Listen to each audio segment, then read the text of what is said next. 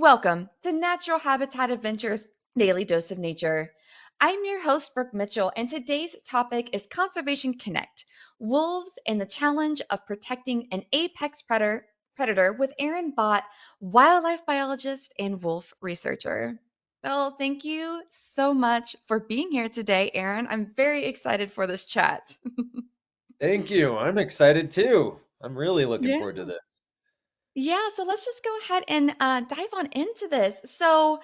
One thing that I love about your backstory and having sat down with you now a couple of times and having a fantastic, almost 2 hour long interview with you for Rewildology a couple years ago, you have a lifelong connection to the wolf.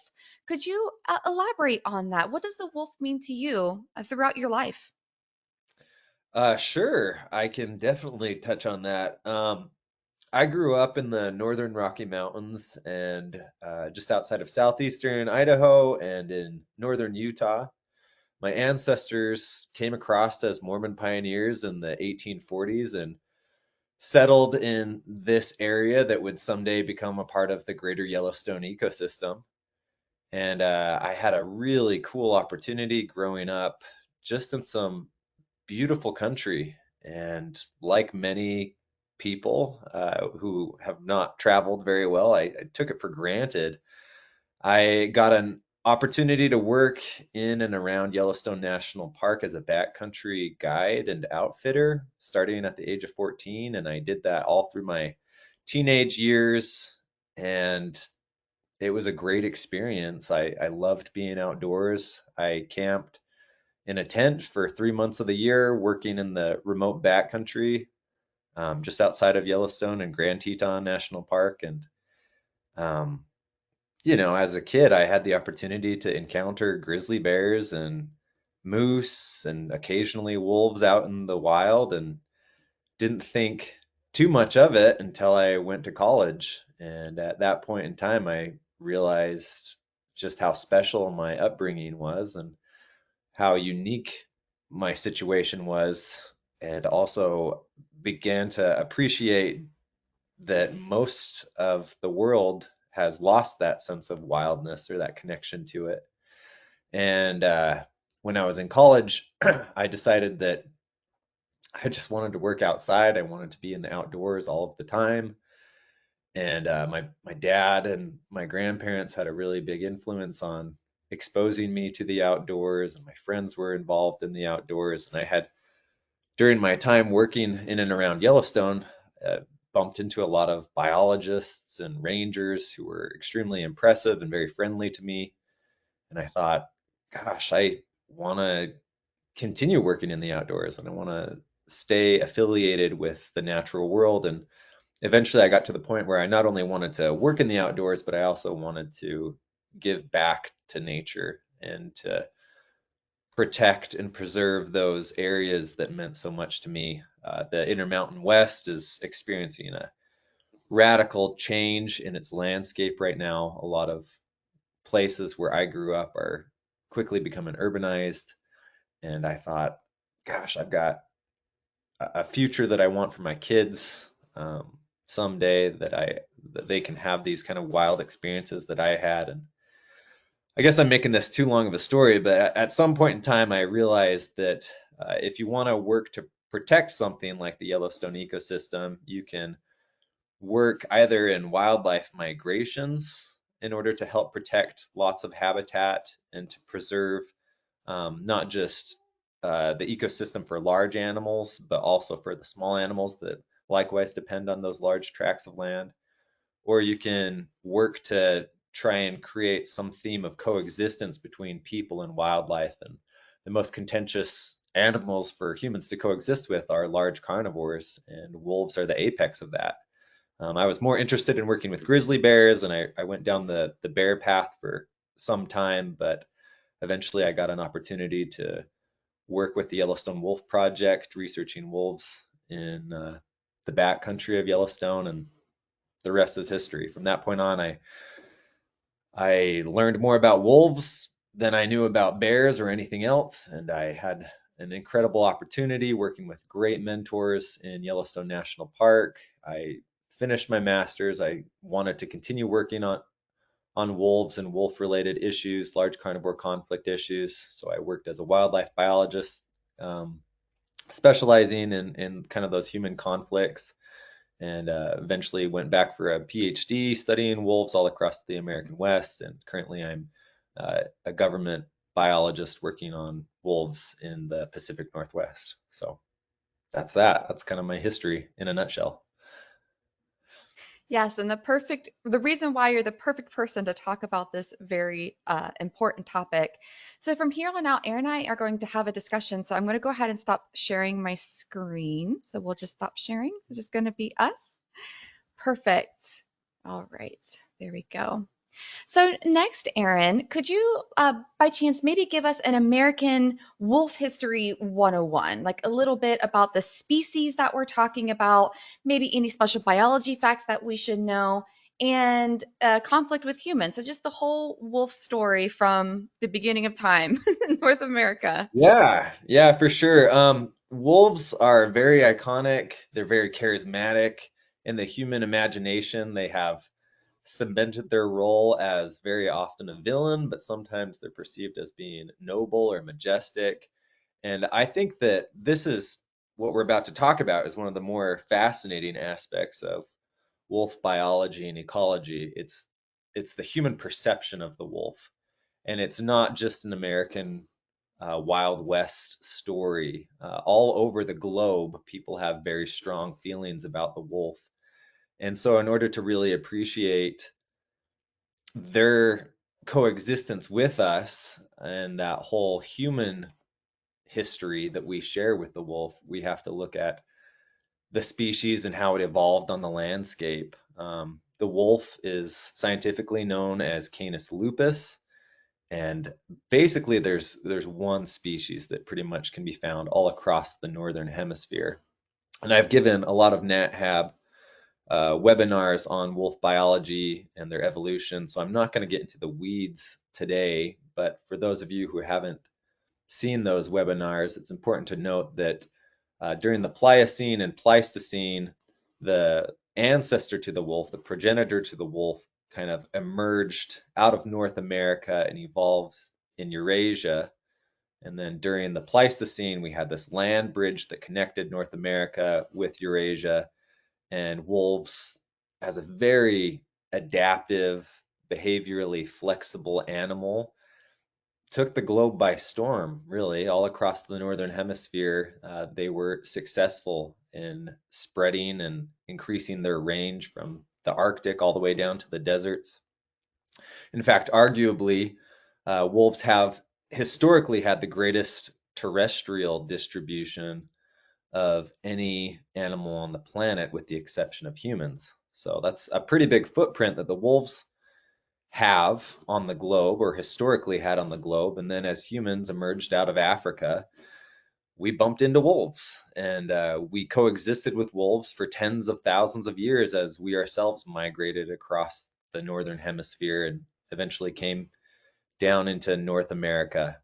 And with so much interaction with this species, peoples, again, for thousands of years, have cultivated this sense of mythos about this animal. In some cases, it's been reverence. In some cases, it's been conflict based. Uh, a couple things that are important to highlight in this conversation, though, is wolves were the first animal ever domesticated by people. I gave a webinar on the domestication process, which I think is fascinating. But that again just highlights how unique our relationship with this species is. The fact that we domesticated them well before we domesticated any other animal or plant, um, and how that changed the trajectory of human evolution and behavior and culture.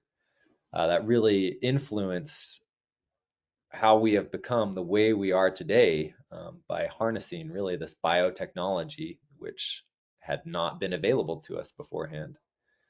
And not only that, but as humans continued to spread across the globe, eventually we began practicing agriculture, and we began to cultivate not just crops for our own benefit, but we began to to domesticate other species like cattle and sheep, And as we adopted livestock husbandry practices, we began to come into more frequent conflict with large carnivores. And wolves, of course, were one of those large carnivores that we conflicted with.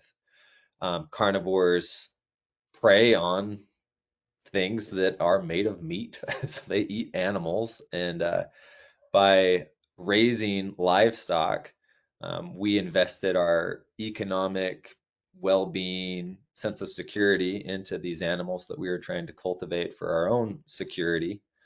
And conflicts got nasty and have been nasty for a very long time. Again, the wolf narrative that we talk about so frequently in Yellowstone and in the American West, it's not unique to that area. The first documented wolf bounty that we're aware of was recorded in ancient Greece in the 6th century BC. Um, I was recently rereading the Epic of Gilgamesh, which is the oldest known work of literature that we have to date. And in it, I was reading about Enkidu, who was asked by the shepherds to go out and fight the wolves and defend the sheep. And this is a text that's thousands of years old. So again, it's been a long time coming that humans and wolves and other large carnivores have had a hard time coexisting, especially after the advent of agriculture. And to race forward in time, as Euro Americans began to expand and colonize Northern America, they brought with them the practice of agriculture and livestock husbandry to a degree that the indigenous communities in North America did not have or were not practicing. And they also brought with them the mentality that there are good animals and there are problem animals. And some of those problem animals are the carnivores that are going to destabilize our own economic sense of security. And so, very radically and dramatically, we began to target carnivores and things that would upset our agricultural practices. And I guess what is unique about the story in North America is that we eradicated our large carnivores relatively quickly. In a lot of places where wolves had coexisted with humans for a long time, it took hundreds of years before they were completely eradicated out of places like the British Isles and Japan, etc. But here in North America, we were able to eradicate our large carnivores in just a matter of decades. And really, the reason why we were so good at eradicating our predators is because we used poison instead of just traditional trapping and shooting or hunting methods.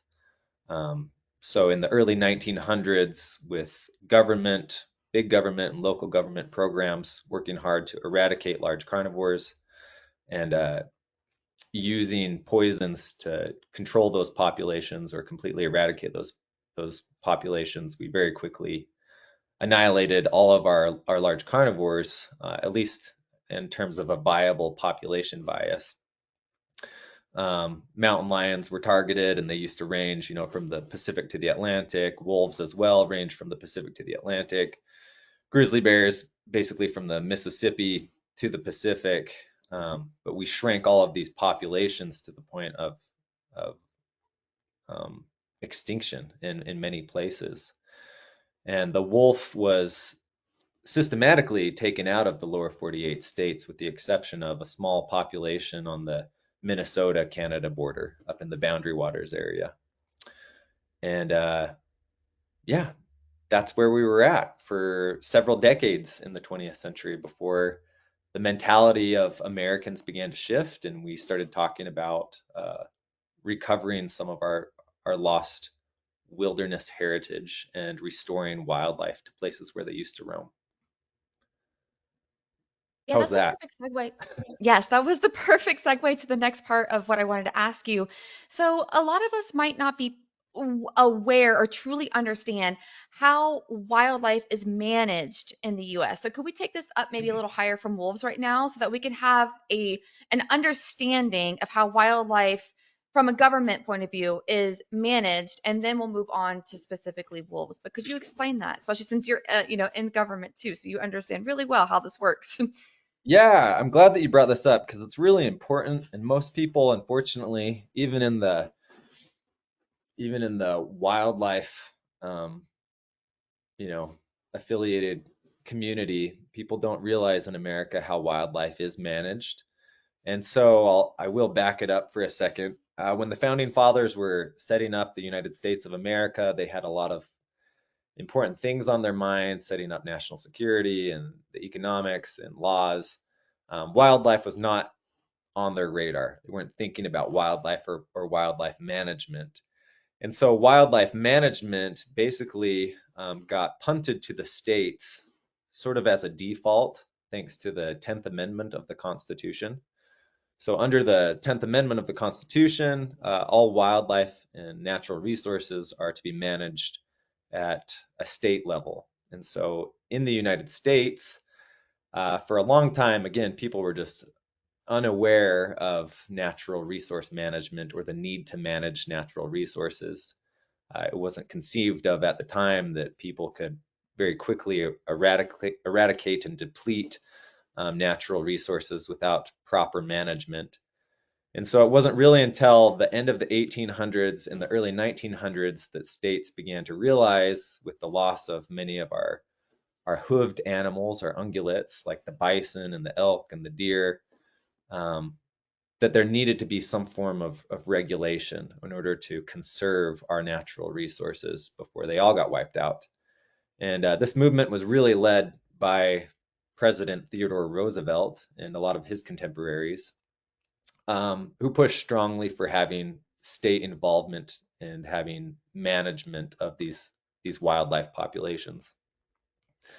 And today, all 50 states in the United States have their own wildlife governing agency, and they all call themselves something slightly different. They're usually like Utah is the Utah Division of Wildlife, Idaho is Idaho Fish and Game, Montana is Montana Fish, Wildlife and Parks, et cetera, et cetera. But every state has their own governing agency, which is responsible for hiring biologists and making sure that their wildlife populations remain viable and sustainable.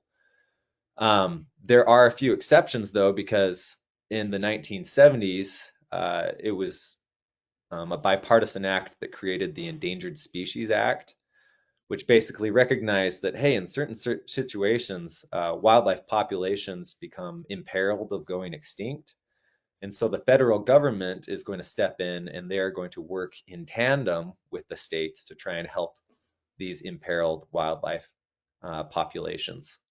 So the U.S. Fish and Wildlife Service is the federal agency which helps the states in recovering imperiled wildlife populations. And once the population is no longer imperiled, once it's been recovered, then management reverts back to the state and state management.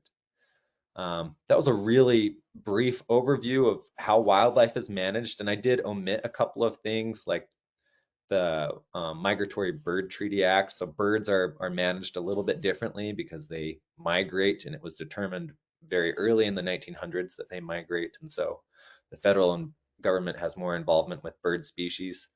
But because we're talking about mammals today and wolves specifically, yeah, that's it. So states manage, each individual state has its own management goals and plans for its wildlife population, for its wolf population in this case.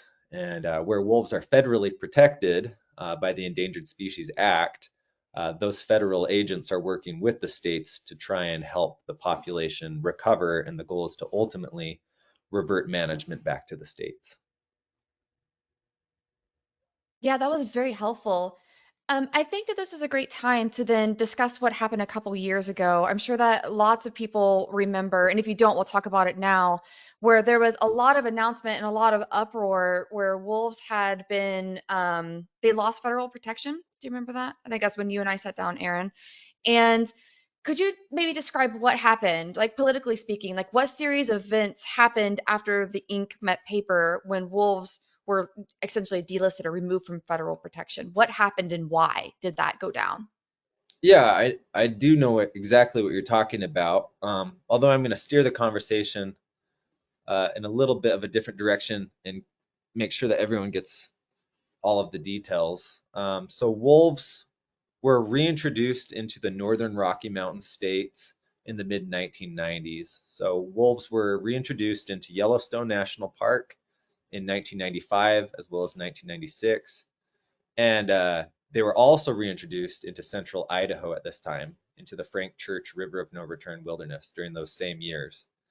So a total of 66 wolves were taken from Alberta and British Columbia, where we had our closest existent wolf population, and they were translocated to Yellowstone and central Idaho. And from those 66 wolves that were brought down, the wolf population grew and was recovered. So the Yellowstone aspect is pretty famous. Most people know that wolves were brought into Yellowstone, but it wasn't just Yellowstone. It was Idaho as well. And also, what's important to recognize is that we had plans to bring wolves into northwestern Montana. But while we were preparing to bring wolves into northwestern Montana, they conveniently started to migrate down out of Canada on their own in the 1980s. And so that population established itself relatively at the same time as the two reintroductory efforts that took place in Idaho and Yellowstone. So wolves start coming down, wolves are reintroduced, and from there, the wolf population begins to grow. Biologically speaking, wolves are very prolific. In fact, that's one of the greatest advantages that I and many others have as wolf biologists is that they're not like grizzly bears. Grizzly bears are very slow at reproducing and creating the next generation, propagating themselves. Wolves are not like that. Wolves are usually very successful at reproducing. And so after the reintroductory efforts in the mid 90s, the wolf population grew quickly to the point where we began to discuss, hey, should we delist them? Have we met recovery goals? And this went back and forth for a long time. Some people said that, yes, it's time to delist them. There's enough wolves. Other people said, no, there's not enough wolves. And as unfortunately happens too often in wolf biology, it kind of gets usurped by different parties with different agendas arguing back and forth about human values and are there too many wolves? Are there not enough wolves, etc. And then in 2011, there was a congressional rider that was passed, which basically said, "Yep, wolves they're delisted um, in Idaho and in Montana and in eastern Oregon and in eastern Washington and and in northern Utah." So if you can get that straight, so Idaho, Montana, eastern Washington, eastern Oregon, and northern Utah, the federal government, Congress, said wolves are delisted in this area. They're no longer going to be managed by the federal government. They're going to be managed by the states. And at that time, the wolf population had grown large enough to arguably be viably managed at a state level. Wyoming was included in 2017. So Wyoming wasn't initially included into that, but then in 2017, Wyoming was finally brought in. So there you go. The whole northern Rocky Mountain population segment is what we call it, and that is all managed at a state level in those areas. In these areas, particularly in Idaho and in Montana and Wyoming, wolves are managed as a game species. That's just like this, that's the same classification as how you would manage a deer species like elk or moose or mule deer. So there are hunting and trapping opportunities for wolves in those states. Um, the problem with, again, wolf management is very often it gets kind of usurped by political camps on both sides of the spectrum that have an agenda and they want to see wolves managed a particular way. And again, because wolves are biologically very prolific, they reproduce very well. Despite having hunting and trapping, the population stayed pretty high for wolves in the northern Rocky Mountain states and continued to grow in some cases. And I'm going to oversimplify a very complex story, but in 2020, it was petitioned that wolves be delisted, and it passed for a minute. Wolves be delisted all across the country so that there was no federal management of wolves in the country, with the exception of the Mexican gray wolf, which is a subspecies. And then that was taken to court and everything was reversed in 2021.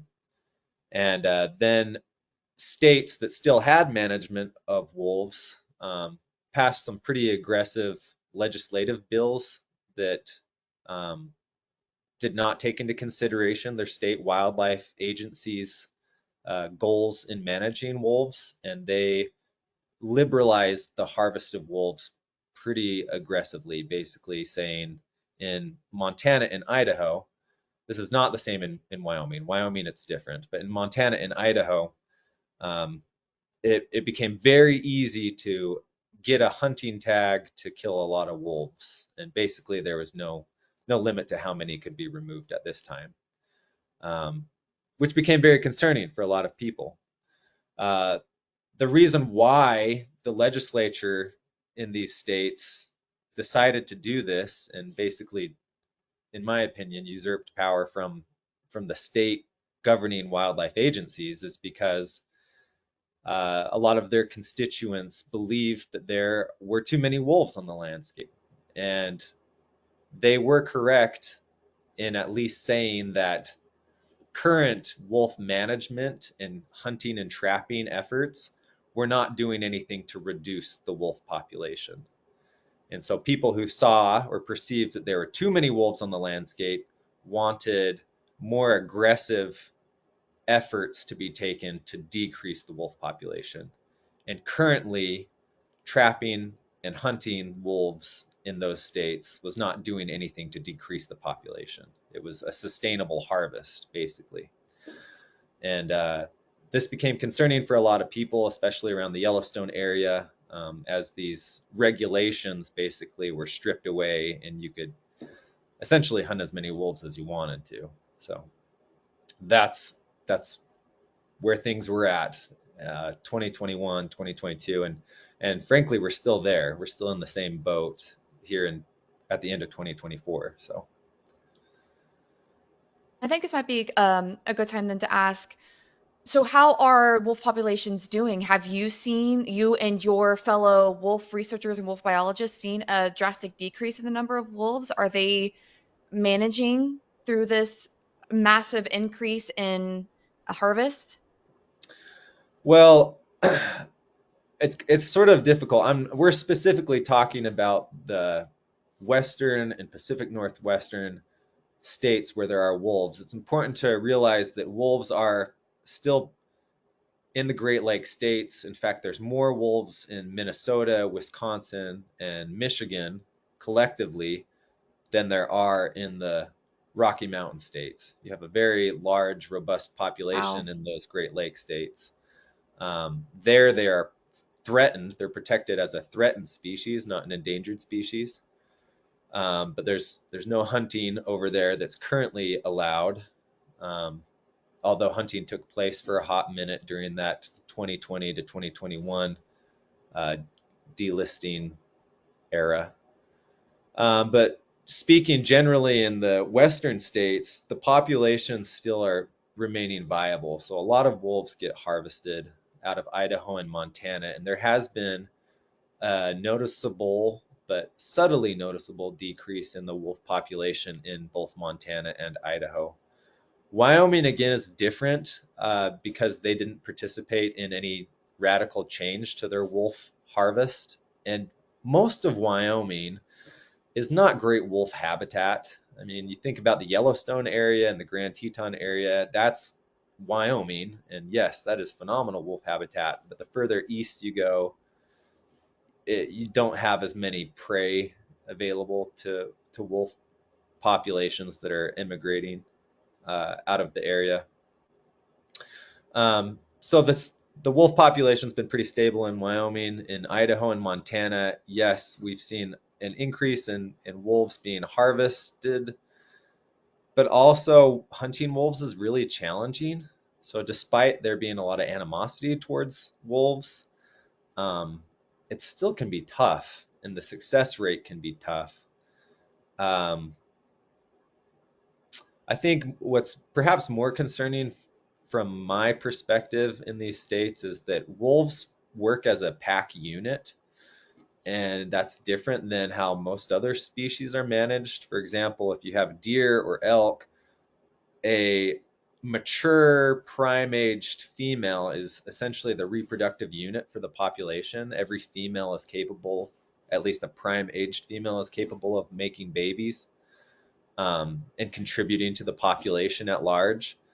But packs are different because it's essentially a family unit, like human families. It's what we call a cooperative breeding unit.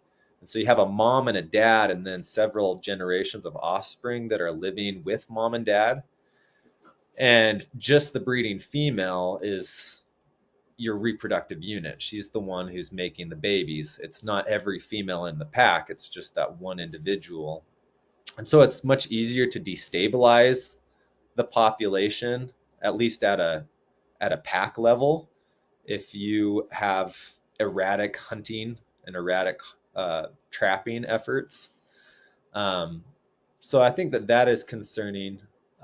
But as far as the population goes at large, it's true that wolves are very prolific, and they can withstand pretty heavy hunting and trapping pressures, and their numbers can remain relatively high. So as as the regulation changed in 2021, yeah, you saw a big increase of interested hunters and trappers going out and removing wolves from the community. But as time wears on, that interest, that excitement also starts to wear off. Um, but there has been overall a decrease in the population, a subtle decrease in both Idaho and in Montana.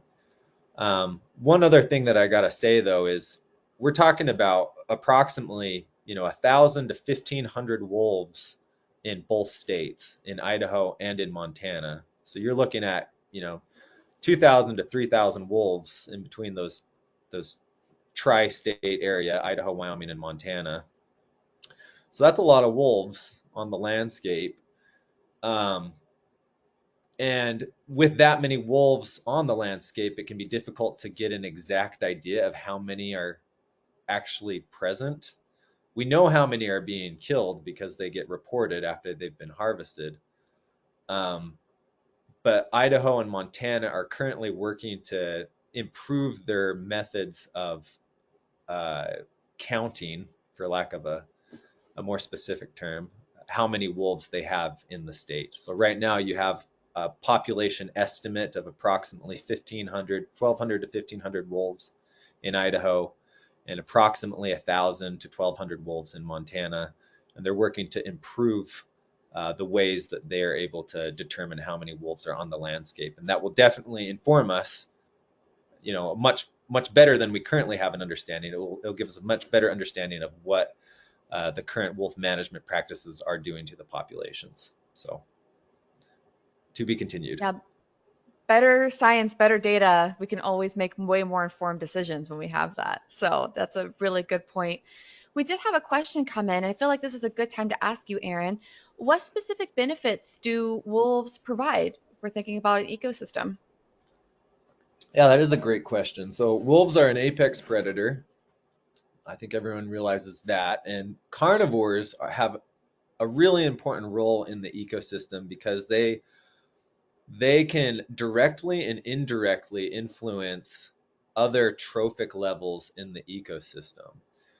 Uh, I have to be careful when I explain this because it's very often oversimplified, especially with the Yellowstone narrative. And I did do a webinar for NatHab a few years ago talking about how we have to be careful in explaining how what kind of impact wolves had on the Yellowstone ecosystem when they were reintroduced. Um, Too often it's oversimplified, and we say wolves saved Yellowstone. We brought in wolves and the elk population declined and reached a sustainable level, and fewer elk on the landscape allowed more vegetation to grow, which provided more habitat for birds and frogs and beavers, etc. Um, Simplistically, that is a correct concept, but logistically and technically, it's not that simple. Wolves are great at being generalists, and they fulfill an ecological niche as being large apex carnivores, but they're not the only large carnivore that has an influence on the ecosystem. And we see this in Yellowstone. Um, Grizzly bears and mountain lions and even coyotes and black bears, basically the whole carnivore guild has a greater impact on the ecosystem because each one of those carnivores behaves and predates differently on its prey than the other does. So each one has evolved to fulfill a specific niche. And really, if you want to have a healthy ecosystem, it's not just the wolf that you need. It's the entire guild of carnivores. And so I would say that yes, wolves play a very important role in helping to maintain or even restore a complexity of wildness on the landscape, which is necessary for not just the prey populations, but also for the vegetative populations as well. But I have to throw this out there as a bit of a downer, I guess. Despite the role that wolves have historically played on the ecosystem, they are not the apex predator on the landscape. Humans are, and it doesn't just have to be in regards to hunting. Humans have a much greater impact on the ecosystem than wolves do, and so restoring wolves to the landscape is definitely a move in the right direction. But we can't kid ourselves and think that it's going to solve all of the problems. I mean, putting wolves on the landscape is not going to solve climate change, or human urbanization and habitat fragmentation of wild spaces. And again, that can be in ways that are non lethal to wolf populations as well. Humans just recreating more on the landscape is going to influence not just predator behavior, but it's going to influence the kinds of invasive weeds that come into that area, as well as the kinds of prey responses. The deer and the elk are going to respond differently. Um, Humans have we're heavy-handed and we have a big footprint. And so, yes, wolves play an important role in having a healthy ecosystem. More importantly than that, they are one of the key players in the carnivore guild, which influences a healthy ecosystem. But most importantly, we have to realize that there are limitations to the influence that they can have, the positive influence they can have on the environment, because ultimately humans can disrupt everything if we're not careful. Yes, and speaking of humans, you have been on the human carnivore line for pretty much most of your career, and please correct me if I'm wrong here, but you have done a lot of work in coexistence. So could you maybe describe that a little bit more for us? What is human wolf coexistence? What have you tried that works? What has failed? Is this ever evolving? But what have you learned and discovered in your years doing this type of work to try to keep our wolves here and people to like living with them at the same time? Right. Thanks for bringing that up. That is a huge part of my job. Maybe more, I do that more than perhaps I would like to because it can be pretty spicy sometimes. But I'm one of the people who goes out and I have to confirm livestock depredations by carnivores, specifically wolves. Um, so in order to basically help buy tolerance for these returning large carnivores, many agencies, governing agencies, have compensation programs in place to try and help offset the cost of returning carnivores in particularly rural areas where livestock husbandry is still very important. So I go out and I spend the vast majority of my time is working with livestock producers and trying to help them to coexist with wolves. And it's very challenging because there's no one size fits all. There's a lot of tools out there, and some of you might be familiar with some of them. Again, I did a webinar on some of the tools that are available, but it's important to if you're not a rancher, it's important to not get too excited and overgeneralize that all the tools that we need are currently available to us. We still have a long way to go, and we need to be very innovative to come up with solutions that are going to be applicable to a lot of ranchers in the American West specifically that have huge grazing allotments on public lands. And it's difficult to shepherd and protect your livestock when you have that much land that you're using for your operation. In other places like Southeastern Europe, as well as in the Midwest, where you're grazing livestock in smaller pastures or on smaller allotments, um, it's more conducive to protecting your livestock. You can frankly just do a better job shepherding them, which really helps. But again, here in the American West, where the system is set up where we really depend on massive amounts of public land for grazing livestock, or even private land, still, I mean, we're talking tens of thousands of acres, it can be quite challenging. Um, it's hard, like I said. Every rancher that I work with, every producer has a unique operation, and I and other my coworkers literally have to meet with each individual to try and make recommendations and flex a little bit and try things out, and it can be very stressful, especially if you have a group of wolves in an area where you have livestock and they are depredating when they're killing livestock. And that's another reality too, is wolves they eat meat and they don't care what it looks like. They're going to go after what is most abundant, but also most vulnerable to them. And in some cases, it's going to be livestock. And that is frustrating, not just to the producer, but also to the wolf biologist, because you want the wolves to make the right decision and not kill livestock. But sometimes they do it. And it's a very, very, very frustrating and stressful situation.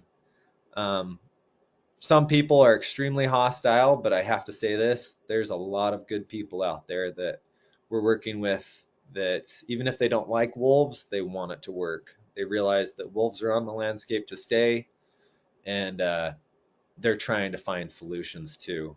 So, good people out there.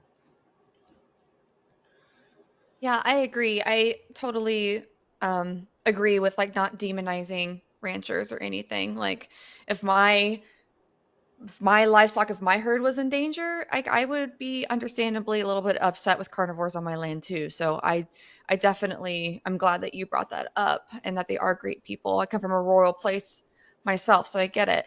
We are getting some questions in here, and I wanted to ask you a few, Aaron. So has the trend toward meatless diet had any impact on the livestock industry? Have you seen that at all? That's so funny. I'm glad someone asked that. I don't have an answer. I'm sorry. I'll cut to the chase and say that no, no, it hasn't. But someone else asked me that earlier this week, and it'll be interesting to see what happens in the next generation. It's going to be a long time, unfortunately. Most of America's meat comes from a feedlot. You know, in the Midwest, there's very little meat that is actually generated for the American diet that is produced on rural ranches out here. Most American beef comes from feedlots, which are not impacted by wolves. And so, as this transition towards a more meatless diet develops, and there's scientists working on generating meat without having to practice livestock husbandry as well. It's a whole cool scientific thing you can jump down, a rabbit hole you can jump down. It's going to be pretty late in affecting the ranching communities that are being impacted by large carnivores. It'll definitely revolutionize the more industrial meat production operations, but I think it'll be pretty late in impacting the rural communities that are ranching. Okay, that's definitely really good to know. Yeah, because I've heard as those that probably don't know, my background is in big cats. So, like, that's my love of my life. And lots of places around the world, they're experimenting with predator friendly beef and like all this kind of stuff, all these different initiatives that they're trying just to help ranchers and also help wildlife. It's a tricky topic. That's why I'm so glad that we could have this nuanced discussion. And I think that next, it would just make sense because this is NatHab and you were a former NatHab expedition leader for years.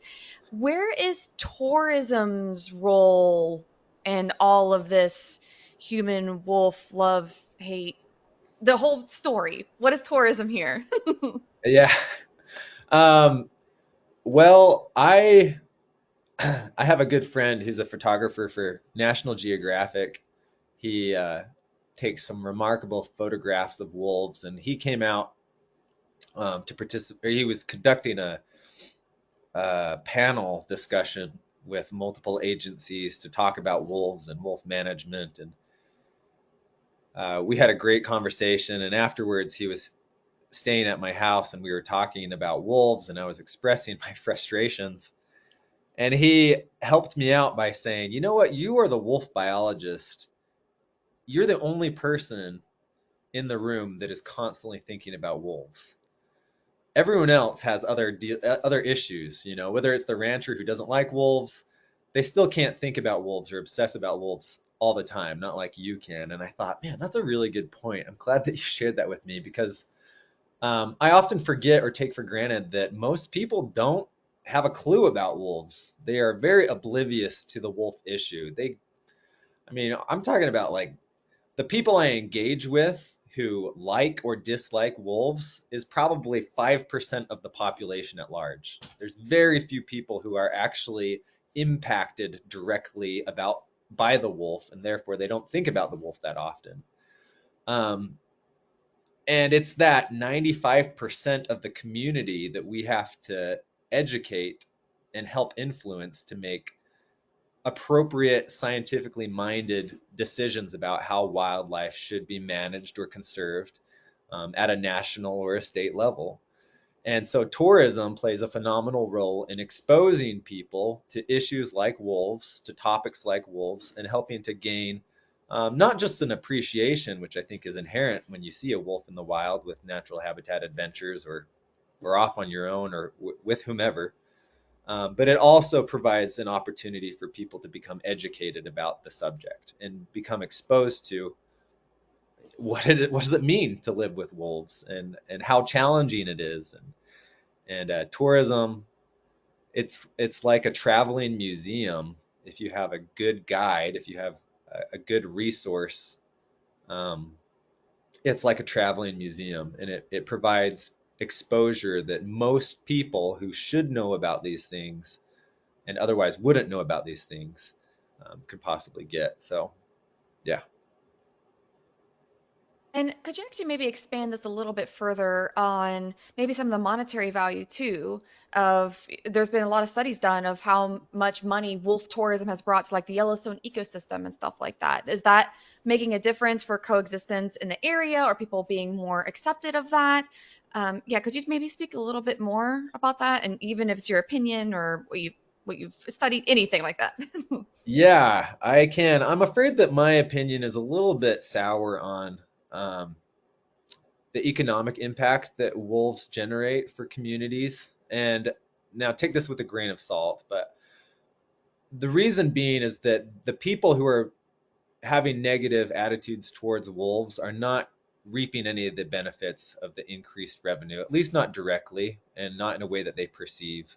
I'm sure it trickles down, it gets worked out in the wash, but the folks who are ranching are negatively impacted in ways that they don't see a lot of compensation. And Yellowstone is really the only place where wolf tourism is happening on the globe, really.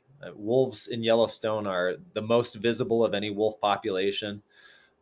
People sign up specifically to go to Yellowstone to see wolves, and elsewhere, people don't see them because they're extremely elusive. And so there's not a successful industry of wolf tourism or wolf wildlife viewing outside of Yellowstone National Park. You might hear of one here and there occasionally, but it's definitely, if they are taking place, it's not on the scale that it's taking place in Yellowstone. It's not altering the economics of that community. Wolves are really tough. They're really challenging to see. In fact, that was, if you ask my friend and old supervisor, Doug Smith, one of the greatest shocks to everyone involved with reintroduction into Yellowstone was just how visible the wolves were after they were reintroduced. Everyone thought, well, they're wolves. We'll put them on the landscape and then they'll boogie into the forests and no one will ever see them. But contrary to that, they're actually pretty visible out in the open in northeastern northeastern Yellowstone at the very least. But elsewhere, wolves are difficult to see. So um, with that sour pitch, I will say that Yellowstone's local economy around the national park generates millions of dollars, an estimated $60 million annually based off of wildlife, wolf specific wildlife viewing opportunities. So yeah, that creates a whole infrastructure that is very attractive to a lot of people who are conservation minded, wildlife minded, and it's exciting. I don't want to disparage that at all, but it doesn't necessarily change the minds of the people who are pretty upset about wolves, and it's not as great of a tool in influencing people to change their minds about wolves as I wish it was. And it's also not as universal. It's pretty much Yellowstone specific. So yes, there's good things about wolves and tourism, but there's also challenges too. Yes, I am so glad that you answered it in that way because I love the nuance of this. It's not black and white at all. As I was just talking to another fantastic conservationist today, it's like we live in the gray. The further we get in this field, we're like, it's all gray. It's not black and white at all. But luckily, we do have not have opportunities to see wolves, and I will have those links in the follow-up email to all of you. That if you are interested in seeing wolves, we do have wonderful guides that will help you find them in the wild and support that awesome economy. So I am getting a lots of questions, and this is fantastic. And this is in line with one of the questions I had for you. So I will ask that as well. How can we as a community or people help conserve wolves? How can we raise, is it raising our voice? Is it going on trips? How can we, no matter where we are, help conserve and restore wolf populations? Great question. I think first and foremost, we're humans, right? And I often pound on this drum quite frequently, but we have values and people value the wolf positively or negatively. But I'm also a scientist, and I think it's really important for us to have a realistic understanding and appreciation of the wolf and understand that, yes, it is a phenomenal and often um, oppressed large carnivore. It's a large carnivore that is targeted for hate um, very frequently, but it also is, again, a biological entity that is complex, and living with wolves is so complex. There are days where, I mean, I've dedicated my entire life to wolves. There are days when I just have headaches because of wolves. They cause problems, and that's just life. I mean, that's the reality, is that it is challenging and it's complicated, and yet I'm optimistic that we can coexist and we can have successful livestock producers, successful hunters, successful communities, and successful wolves all in the landscape coexisting. Um, it's an attitude thing more than any tool. It's just an attitude shift. And so I encourage people who are interested in improving wolf welfare across the globe to have an attitude check and to understand not just maybe your ideal of the wolf, but become more educated about the nuances of wolf coexistence. Learn about the ugly as well as the handsome aspects of having wolves on the landscape and the challenges that are going to come from recovering wolf populations in order to be able to answer people's concerns when they have concerns and to be able to relate to people more frequently. Um, this partisanship thing with wolves or with anything doesn't work. We have to build relationships. We have to listen to one another and see where one another's coming from. And ultimately, having wolves on the landscape is a good thing. It's a positive thing. It's a move in the right direction.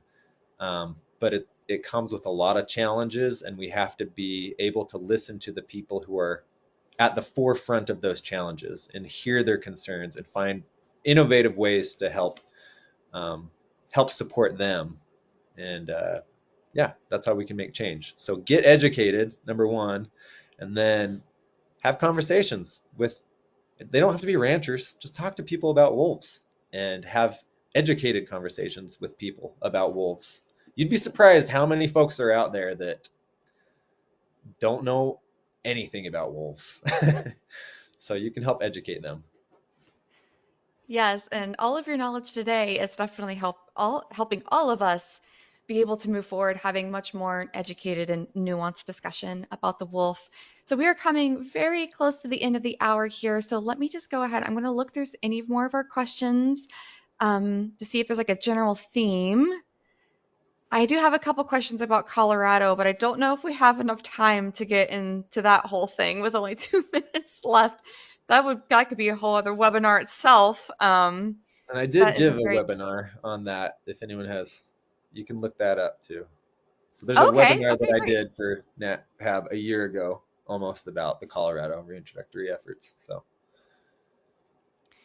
Well, that's good to know. Everybody will I'll actually write that down right now. I will put that in here because I am getting a lot of questions about that. So I will get that in the follow-up email, everybody. I will find that webinar and put that in there. So I and will Brooke, have that I resource don't for you. I I know you've got probably a deadline, but if I go over the hour, it's not an issue for me. So if you Okay. want me to answer more Okay. questions, I'm free, but it's up to you. So Okay. No, that's really good to know. Um, so I do have a question here. Aren't wolves more visible in Yellowstone because they aren't persecuted? Maybe could you discuss that a little bit more? Why is it easier to see wolves in Yellowstone? yeah, that's kind of a good answer. Like, there's no hunting allowed in Yellowstone National Park, but it's not the full answer because the wolves that are the most visible in Yellowstone are pretty close to the boundary of Yellowstone National Park, and they do get shot when they leave the park.